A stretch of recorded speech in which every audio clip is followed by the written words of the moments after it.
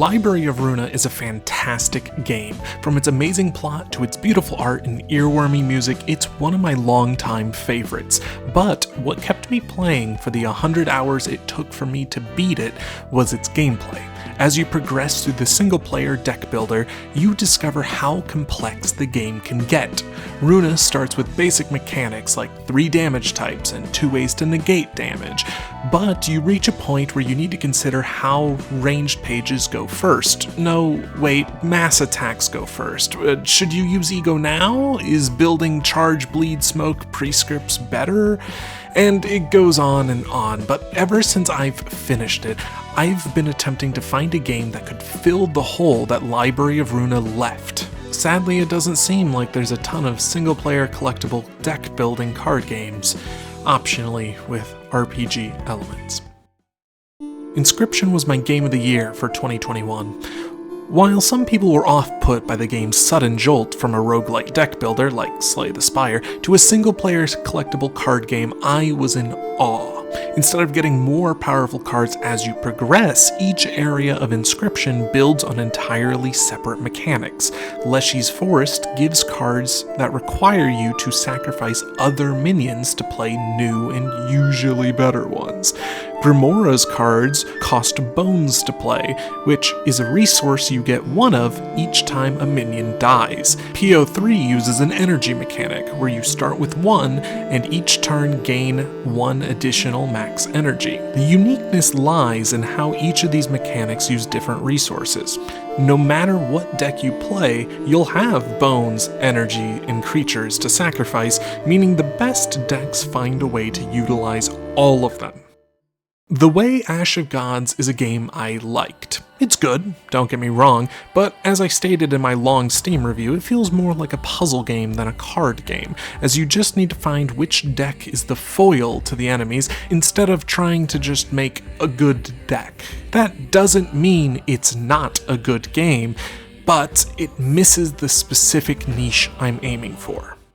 Take Me to the Dungeon is a So, all of these games have made me realize that single-player card games are fantastic, and we already knew that. Slay the Spire and more recently Balatro continues to prove that single-player card games are great. However, most of these card games are roguelikes. You build a deck as you progress, and once you win or lose, you restart from the beginning with roughly the same boring and usually uncustomizable deck. But what if we took a collectible card game and made it into a single-player game? Delightfully devilish, Spaniel.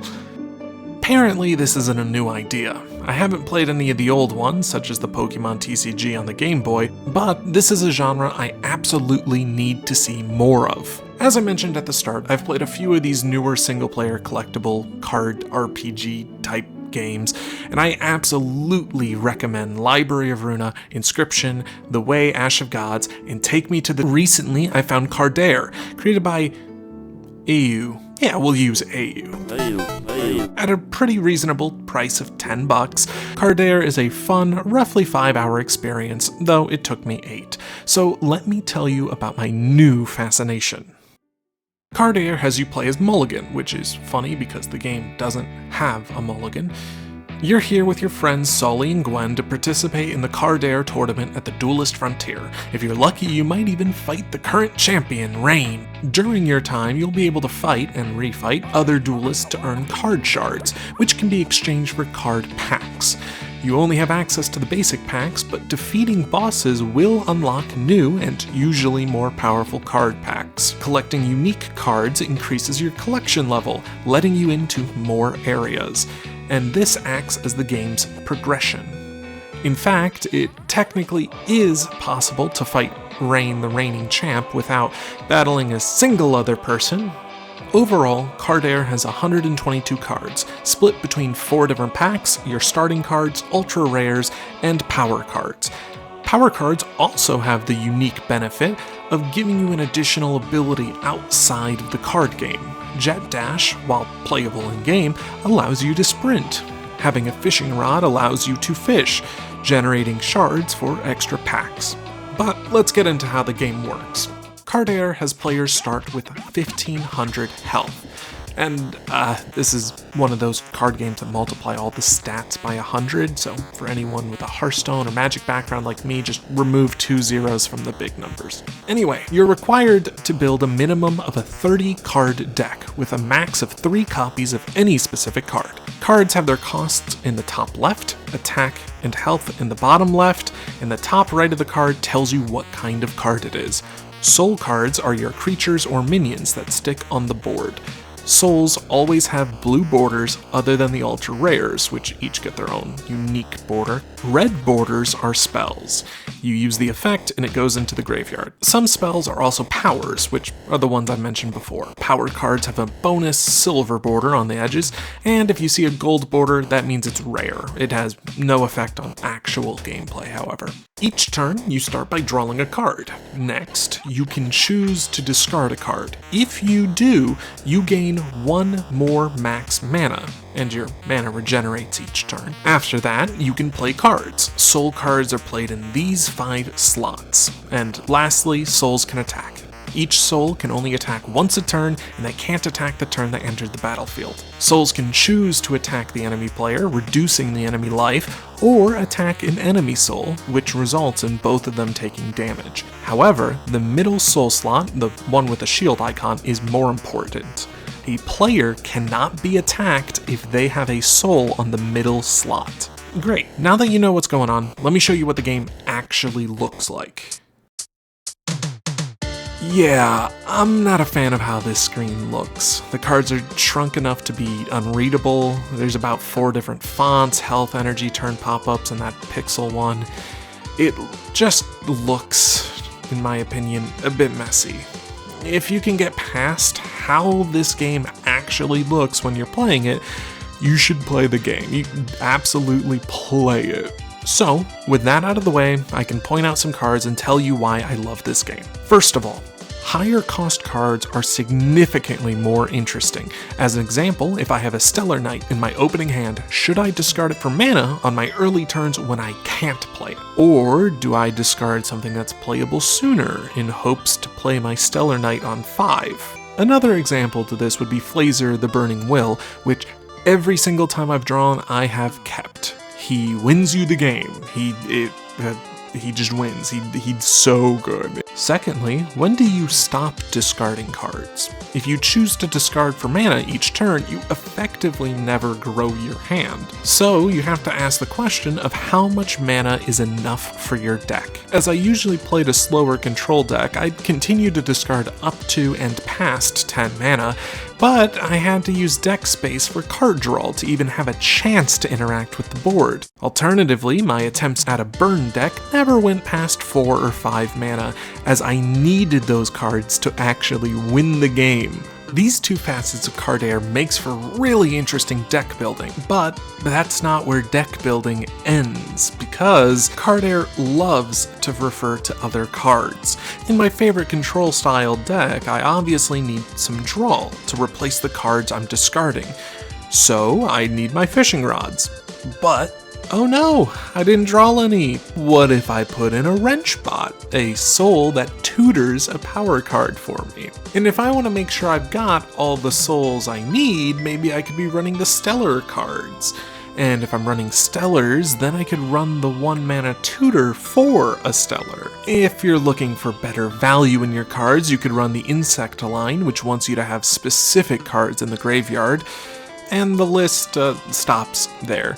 As much as I might make it seem like there's a ton of these cards, most aren't involved in any of these chains, but they are all worth considering more than usual. And personally, I love these little chains that allow you to find a little bit of consistency in the inherent randomness of a card game. You absolutely do not have to run these cards if you don't like them, but I love that they're an option. Just overall, I find the spread of cards in Cardaire to be quite enjoyable, even with its small size of about 120 cards, which admittedly does fit its 5 hours of gameplay. Now, as much as I do enjoy Cardaire, there are a ton of little things that could be better. So Dev, if you are seeing this, take these as constructive criticism. Numbers below 0 only show 0. With cards like Exploit Flaw and Damp Claw, it's important to know if a buff is going to raise the attack above 0. The artist credit for Graveborn Reaper is missing, unless it's by an artist called Placeholder, but I believe it's made by Flavio, as it fits the style of their other cards. Reap can grab itself, meaning that the card is somehow in the graveyard while it's resolving. The cards are shrunk to a point where you can't read them without clicking on it. You can only click on cards to look at them during your turn. Souls that gain stats at the start of their controller's turn do not have any indicators to remind you of that. Hearthstone has a lightning bolt at the bottom of their minions to show that the card reacts to something. The attack button is always in the middle and not above the soul that's attacking. You attack the deck to hit the enemy player. Personally, I would have preferred clicking the middle shield slot to attack the player, since a card there blocks you from hitting the enemy. When discarding a card for mana, the game moves to the next phase automatically. The game does not automatically move to the next phase when you have no cards to play or no souls to attack with. The enemy AI in this game is bad. It attacks with 0 attack minions, it buffs negative attack minions when the buff isn't enough to reach a positive attack. Budbug is almost never used to buff the attack of a minion who can attack this turn, and the AI never uses any mean cards like Pit Viper, Pillage, or New Dawn. Why do you lose when you draw the last card in your deck and not attempt to draw from an empty deck? And fishing. Lower the amount of required fishing time to get all the fishing rods from 56 minutes, which for reference is split between 4, 12, and 40 minutes for each respective rod upgrade. Maybe add an additional chance to get the lumps with each needed frame. And that's it. That's every issue I've had with Cardaire. Most of these are only issues that I have because I adore the genre. The game's good. I just know that it could be better, and if AU plans to make more games or update this one, I'll be cheering them on every step of the way. So, to wrap all this up, Cardaire has reminded me how much I need to play more of this very niche genre. I thoroughly enjoyed it, and while I didn't mention it, the music is pretty good, and more importantly, the vibes, the feeling of the overworld and its NPCs are amazing. I could spend hours traveling around, and I have. So, to give you a little taste of that, I'll be ending this video with some clips from my first playthrough. So, I've been Pan Gaming, thank you for 2,000 subscribers, and I am signing off. Let's just... I have 4 of those already. Oh man, I found a card and was excited at first, but then my collection level didn't go up because I already had a copy of it. Yeah, okay. I guess I can still put it in my deck at least. Cool, man. Yeah. I can count to 100. I can count to 100. Yeah, all the way to 100. All the Check way it to out. 100. 1, Check then it 2, out. then comes 3, then comes 4. Oh. Right, 5. Oh, 6, boy. Then comes 7, then comes 9, then comes 10. Oh, Yeah. shoutouts to Simple Flips. Okay, I'm gonna take it for 100 if I wanted. I can totally count all the way. That's great. Frogs. Frogs. Anyway, let's go fight the boss. Right. What's that sign say? Oh, get bent. Oh, that second part was scribbled. Cold Zone? Hello, please. Hello and welcome to Cardaire Corp Global has provided this is not an entrance fee for the poor, it's just a premium. We try to provide compelling and rewarding because of this premium product we've looked at. As such, there's a 10 card chart. Would you like to pay the 10 card chart fee? Already hear it. We'll be here if you... Oh. Well, fair enough.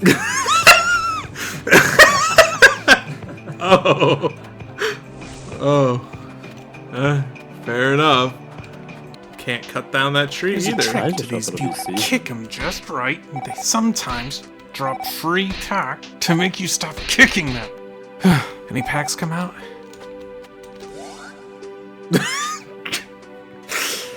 Yeah, and this... Yeah, okay, this one that got kicked is broken. Yeah, okay, good bit. Okay, I have a challenge for you. A challenge? What is it? I want you to name the best Cardaire card of all time. I guess if I had to name the best Cardaire card of all time, I would name it something nice, like Gregory. Wait, no, that's not what I meant. For a second. Did your head fall off? Oh.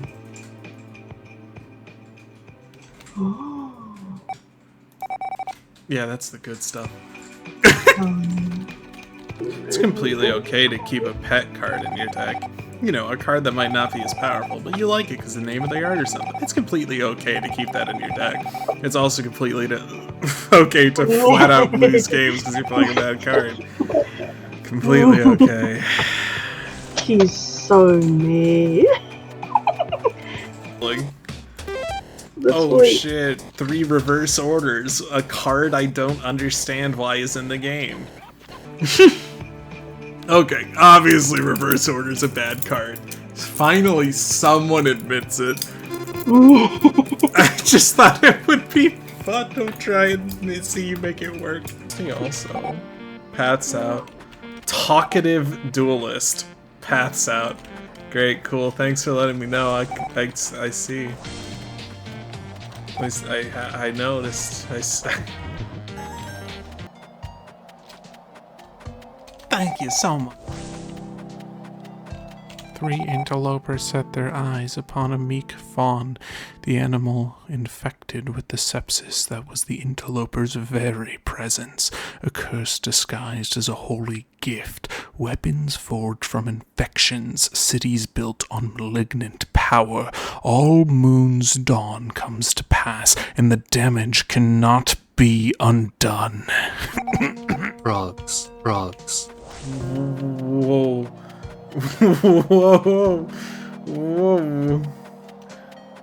Whoa. Bing bong?